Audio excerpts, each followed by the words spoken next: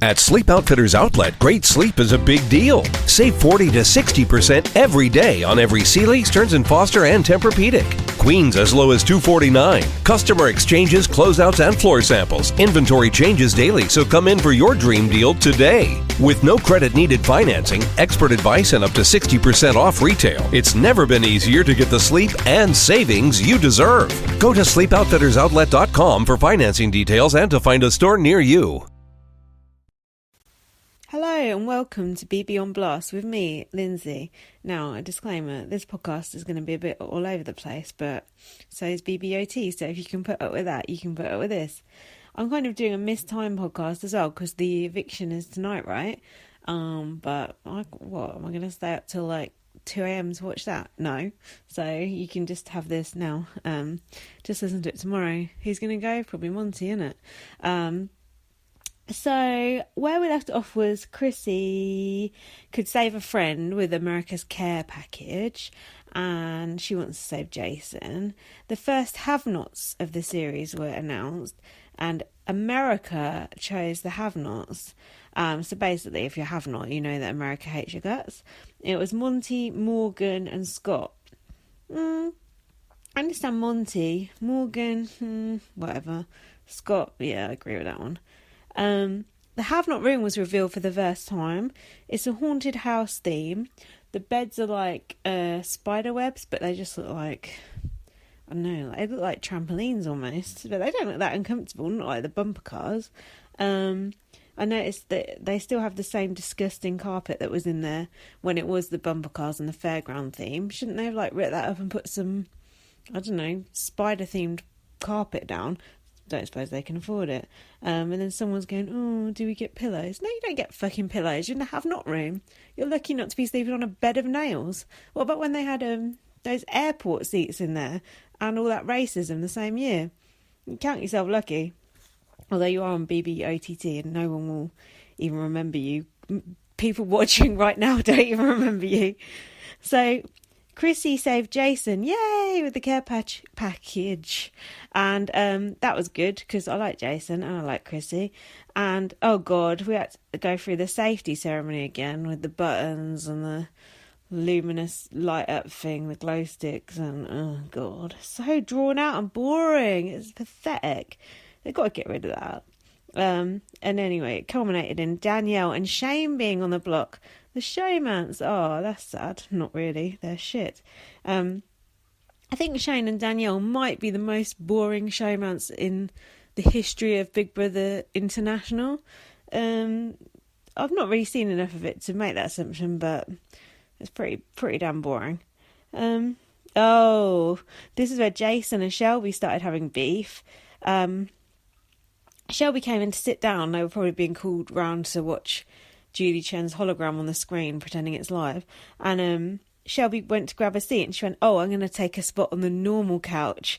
Meanwhile, on the not normal couch is Scott, a geek, Justin, black, Jason, gay, and Chrissy, weirdo. So she's basically being like a mean girl, which is probably why she's in that alliance, the Plastics. Well, I thought Shelby was one of us. I'm confused because I thought Alex and Shelby were all right, but now they're like in this alliance with Monte. I heard they were just like playing Monte, but now they seem to like Monte, and I don't know, like, it makes no sense because, you know, America. God, if I heard the word fucking America one more time.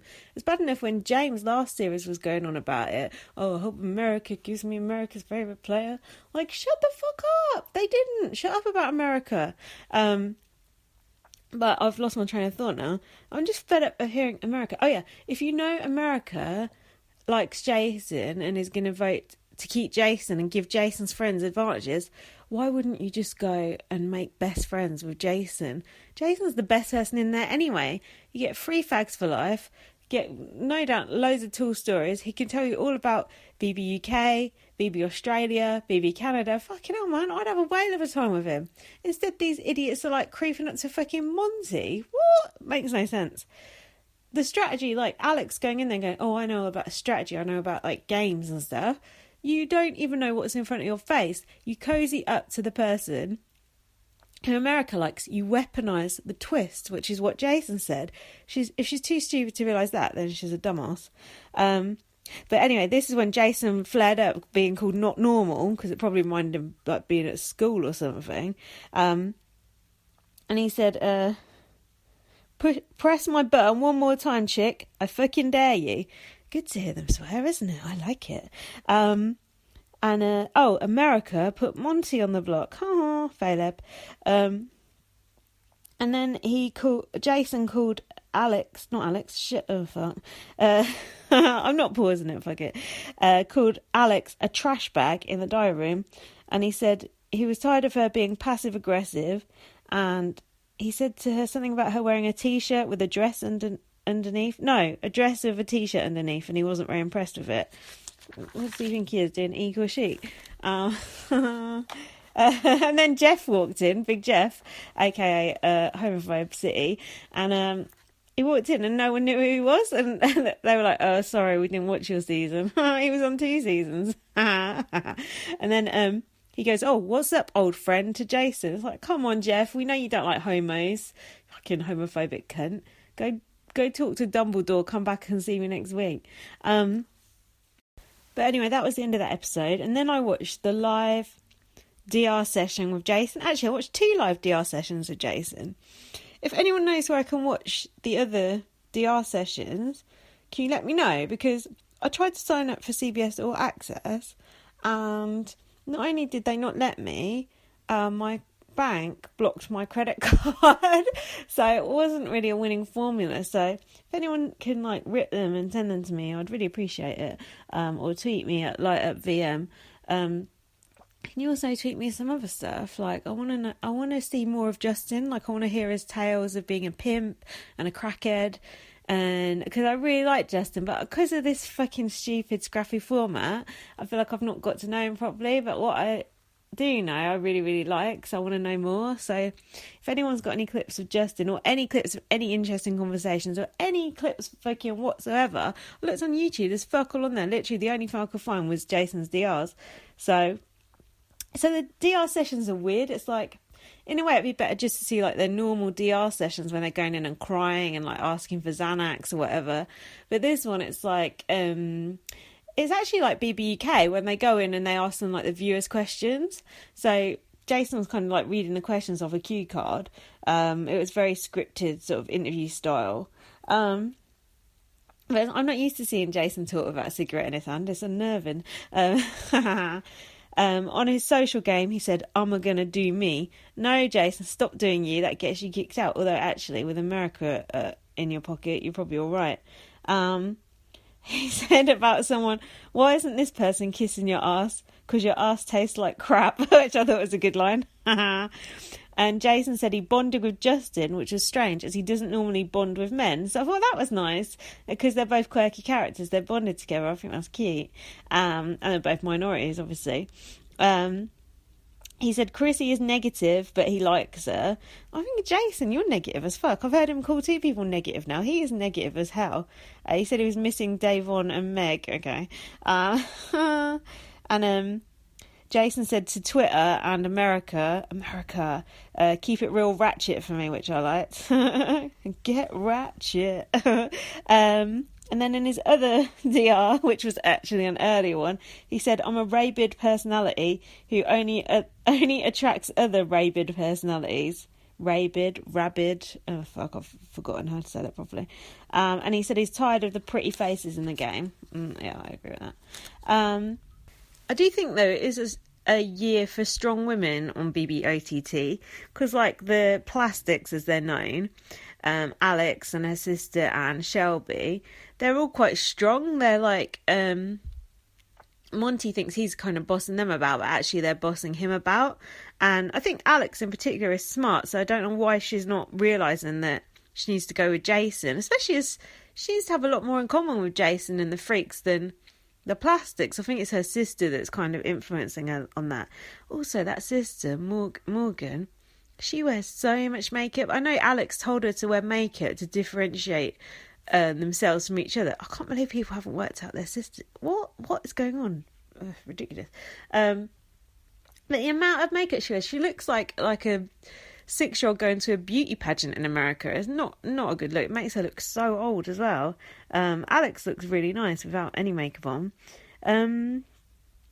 What else? Oh, on the little scrappy live feed bits the live feed highlights, how do they put that shit together? It's the most random collection of things ever. Like, each bit is like about 2 minutes long, and it's, I don't know, them like playing the bongos, they're like limboing under a stick.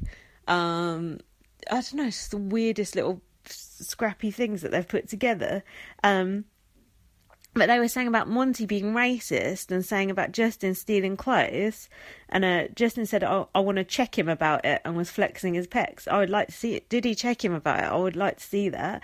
What did Monte say specifically that was racist? It can't have just been that, because I read a few things on Twitter about him being racist. I've not looked on Twitter like that much. I thought I'd look a lot more, but I've still been wanting to like see the clips and see the actual show rather than hear about it. It's like, remember on BBOTT when they're like, oh, we're getting rid of the live feed and we're just going to do tweets. It's like, fuck off. Now they don't even do tweets, so you should be grateful for even that. But I don't follow that BBOTT account. Fuck them cunts. But it's like, it's not as good, is it, reading tweets? Like, if I've seen everything, then I read at people's tweets. Cool. I can say, oh yeah, I agree with that, whatever. But if it's just people's tweets, it's not as good. I'd rather see clips where I can, or see the live feed where I can. Have got the live feed, by the way, on a dodgy link, and I need to sort it out because it's a bit glitchy, and apparently there's something I can do to make it better. Thanks, Marcel. But I've not done it yet because I've not had time. But I'd say, how much live feed have I watched? Am I a feedster? Probably not. I've watched in the past week, about probably 3 hours. Not much, is it? It was quite boring what I watched. I was like, but I'm trying. Like, I just don't really have the time. But, I'm trying. I'm doing better than I was. And I'm also not being so scared of spoilers. I got spoiled on everything this week. So it is a new way of working for me, so I'm powering on through it. I don't know why I suddenly went into like apprentice speak there. So then day 14 highlights. Big Jeff. So we don't see much of this veto comp. I know it's because they show it live on the feeds, but it's like, fucking hell, give us a bit more. See about 1 minute of it. So they're doing it looked like a game of croquet. Is that how you say it? Croquet, that sounds so wrong. Anyway, they were playing that thing like in Alice in Wonderland, and Danielle apparently stuck her tongue out and it rubbed Whitney up the wrong way. That sounds a bit sexual. Poor Jeff hardly got any airtime. Shane won, I'm not sure how or why or what, and Jeff said to him, "You were all over that hole." That's not a very nice way to talk about Danielle. Sorry, I definitely can't be the only one to do that joke.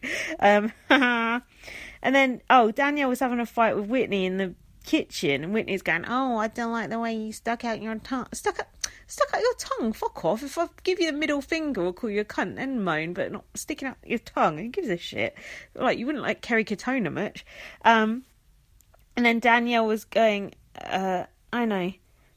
Danielle said to Caleb, aka Monte, "America sees your true colours." She's probably like tattletaling to America, like, I'm going to tell America that you did this. America, like, shut the fuck up about America, you bitches. I'm tired of hearing it. Fucking hell, man. If you had a shot every time someone said America, you'd be fucking shit-faced. Oh, America knows. America's going to vote you out. America's only got one vote. Well, actually, America can put someone on the block and then has one vote. But still, it's like, stop squealing to America. That makes me pine for, like, real Big Brother, because this, I've got more to say about that later. So then the plastics are saying they want to go after Danielle, because they're probably jealous because she's good looking. Oh, shit, I'm caught up. I suppose that's what happens when... the highlights are only about 5-10 minutes long.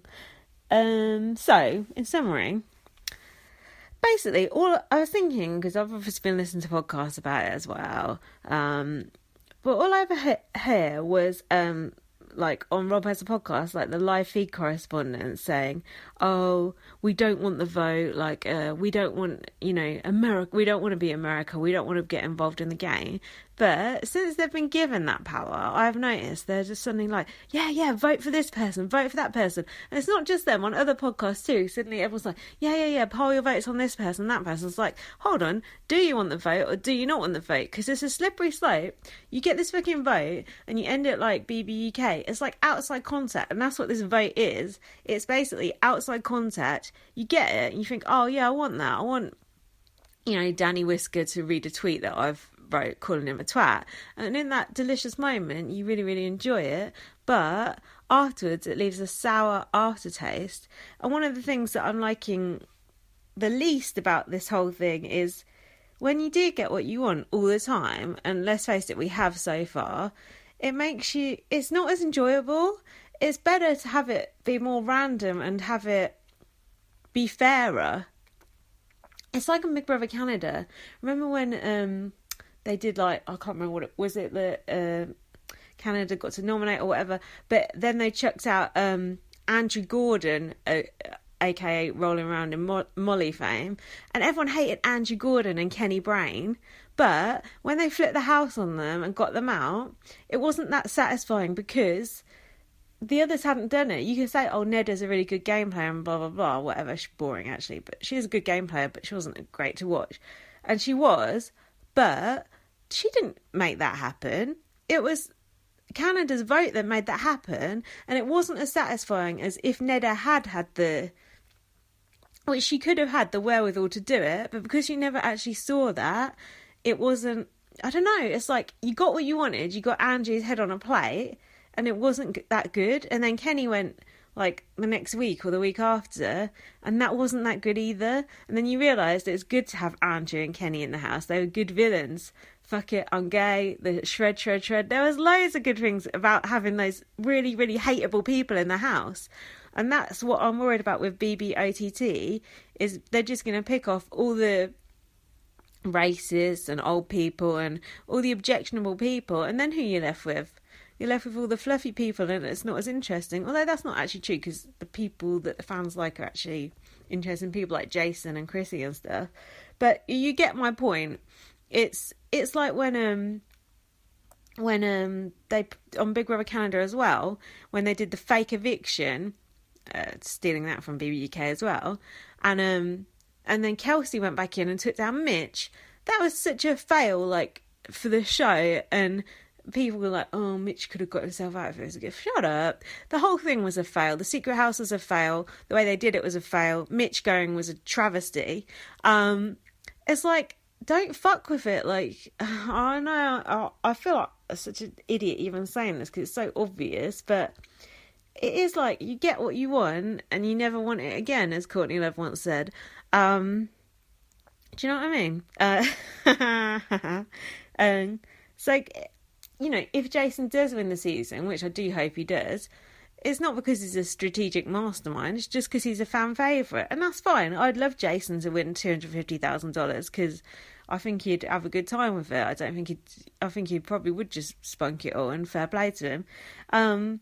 But I don't know. I suppose it doesn't matter because BBOTT is just a little, I don't know, Frankenstein's monster of Big Brother. But what worries me is that all this shit that they're experimenting with is going to filter in and drip down onto the main show, because they're going to go, oh, people loved, deciding to vote cornbread out or whatever, and then they're going to start putting that shit in the main show. Don't you think that that's highly possible that's going to happen? I definitely do.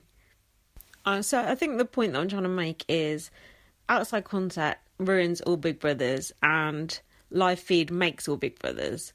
I just really wish that BBUK could just take the lead from BBUS and just give us the fucking live feed. I know it's pathetic to even say such a thing, but for fuck's sake, that's the whole point of Big Brother. Anyway, I just realised I'm going like, do you know what I mean? As if I'm like having a conversation with someone, and I'm having a conversation with you. So feel free to tell me what you think about what I'm saying, because I could just be talking out of my arse and I wouldn't even know. And also, if you listen to my podcast and think, oh God, she doesn't know anything, why doesn't she know about this major thing that happened, or this thing that happened, like, oh God, she's an idiot. Could you tweet me and tell me what's happening? Because it's really fucking hard to watch BBOTT. Like, I'm doing my best. So if you think there's like major gaps in my knowledge about things, there probably is, but I would like for you to help me fill them. So can you tweet me at lightupvm, or you can email me at bbonblastpod@gmail.com. Yeah, it'd be really good to get some more feedback about this podcast, actually, if you're enjoying it, if anyone's listening to it, because it is like a bit random, so it would be good to know what you think. Unless it's bad, then just go fuck yourself. Oh fuck, I just realised I missed out a page of my notes. I thought my podcast seemed a bit short. There you were, thinking you were going to get away, but I told you this was going to be a bit random, so I just finished the pod and then I went upstairs and I thought, there's a bit that I remember writing down that I didn't mention, and I came back down and saw another page. So the other thing was they were given punishments during the veto competition. And it was mainly seemed to be outfits that they had to wear. So Shelby had to wear a caddy outfit and had to carry golf clubs around with her. That looks like a recipe for a bad back. Scott had to sleep basically in a bunker, like in a sand dune, for 24 hours. It's all golf. Oh, was it golf? I thought it was croquet. That wasn't golf. Didn't look like a golf club to me. Oh, whatevs. Danielle got the water hazard where every time a noise goes off or something, she has to go in the pool and pick up a golf ball from the bottom of the pool. Now, I think this task is racist because she's black. Black girls don't like to get their hair wet because their hair takes a lot of looking after. So I think she should be exempt from this task. And I think them making her do it is really, really unfair. So fuck you, Big Brother. Racist. If they can't chuck the black girl out, they chuck her in the fucking pool. So Monte was campaigning to Shane, but Shane was against him, and Shane went and grasped on him that Monte was trying to get Chrissy out. Neely wasn't happy because she likes Chrissy. I like Neely, but you don't ever see anything of her. She looks so old, but I do like her. So Jamboree, worst alliance name ever, went to Alex and said they wanted her to put up Scott because they were trying to, like, I don't know, something. They were trying to get Monte out, but I can't remember, something. Poor Scott's asleep in a bunker and they're all plotting against him. But Alex was like, no, I'm not putting Scott up. I still don't understand why Alex is on that side of the house. I know I've already said that. And then they showed Danielle and Shane kissing in bed. And then Jason was basically doing a Kamal, who was like, oh, I can't get no action over here. It was like... And that is a quite niche reference. In BBUK, there was a couple. There was a couple snogging in bed, and they were a bit racist actually. And there was Kamal, this little gay chap, and they were like getting off, and he like threw a glass of water on him, and he said, "That's the only way Saskia's getting wet tonight." Magic. That's classic BB right there. So they had the veto ceremony, and Shane used the veto on himself. Shane is the most boring person I've ever seen in my life. He's not even nice looking. And then Alex put Chrissy up, not Scott. So she's drawing the line in the sand. She's saying she's with the plastics. She's an idiot. She's a strategic mastermind who doesn't understand the game. But anyway. Then we saw some more classic live feed highlights. Them talking about foot fetishes and Scott and Danielle playing chess. Yeah, that was really interesting. Thanks for that. That's it. Was that worth an extra 3 minutes of your life? I'm like, fuck, it is actually over. So follow me on Twitter. Read my book First Aid Kit Girl. It's going to be an international bestseller soon, so if you buy like the copy that's out on Amazon at the moment, that would be like one of the first versions, and it'll be worth a fortune. Honestly, remember when Bear said when he went in CBB, put some money on me, I'm going to win it, and we didn't listen? This is like that. So buy my book, it's going to be worth something. I'll even sign it for you. What else? Oh yeah, you can listen to this on iTunes if you like, but if you listen to it on Spreaker, why don't you leave me a love heart? It makes me feel like, someone loves me, and, I need it. And what else? Nothing really. Drop me a line, send me a tweet, write me an email, send me like your toenail clippings. I don't fucking know. Just show me some love. I need some. And yeah, thanks so much for listening. I appreciate it so much. You don't understand. Thanks a lot. See you soon. Bye. At Sleep Outfitters Outlet, great sleep is a big deal. Save 40 to 60% every day on every Sealy, Stearns & Foster, and Tempur-Pedic. Queens as low as $249. Customer exchanges, closeouts, and floor samples. Inventory changes daily, so come in for your dream deal today. With no credit-needed financing, expert advice, and up to 60% off retail, it's never been easier to get the sleep and savings you deserve. Go to sleepoutfittersoutlet.com for financing details and to find a store near you.